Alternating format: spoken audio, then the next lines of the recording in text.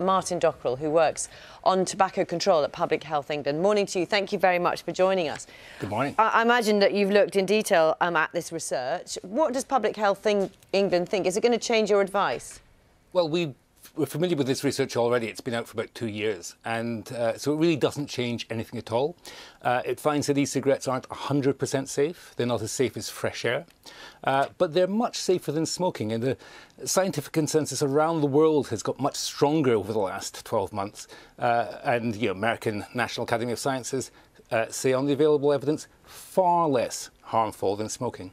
The Royal College of Physicians reckon that e-cigarettes, although not completely safe, have about 5% of the risk of smoking. Now, if you're not a smoker, 5% of the risk of smoking is quite a lot. That's not a good move.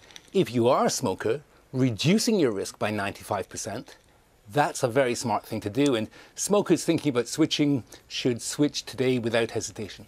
That's very interesting. So your advice essentially is what? Don't take up vaping if you don't already smoke. My advice is, if you're a smoker, try switching to vaping, but switch completely. There's no evidence that people are taking up vaping who don't already smoke. The great majority of regular vapers in the UK, and we've got almost 10 years of research on this now, they've always been smokers and ex-smokers. So, yeah, if you're a smoker, switch. If you're an ex-smoker, the important thing is not to go back to smoking. I was coming in this morning and the driver of the cab turned out to be a vapor, and he switched 18 months ago. He said it was easy for him. He just picked up his vape, put down his fags, never smoke again. And that was great. And I said, well, that's the thing to do. Keep that up. Interesting, because of course you mentioned you've got 10 years of evidence, because it is a relatively new thing, isn't it, vaping? Do you think it might change in the future when you get people who have been doing this for more than 10 years? Well, it's possible. You don't know what the long-term results will be until you've got 30 years of use. But we're analysing the chemicals regularly. It's a thoroughly researched area. There are literally hundreds of new studies on e-cigarettes every month, scouring the vapour for possible risks.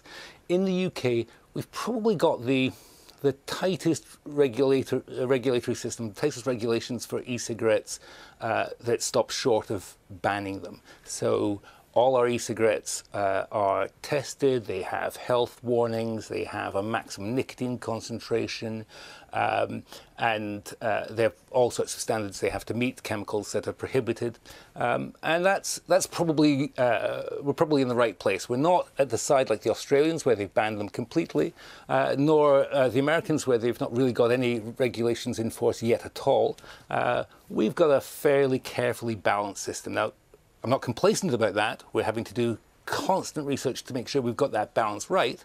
But so far, it's looking really reassuring. And as I say, 3 major reports from the United States this year have come out on the side that e-cigarettes are substantially safer than smoking. Martin Dockrell, Public Health England, thank you very much for your time this morning. Thank you. My pleasure.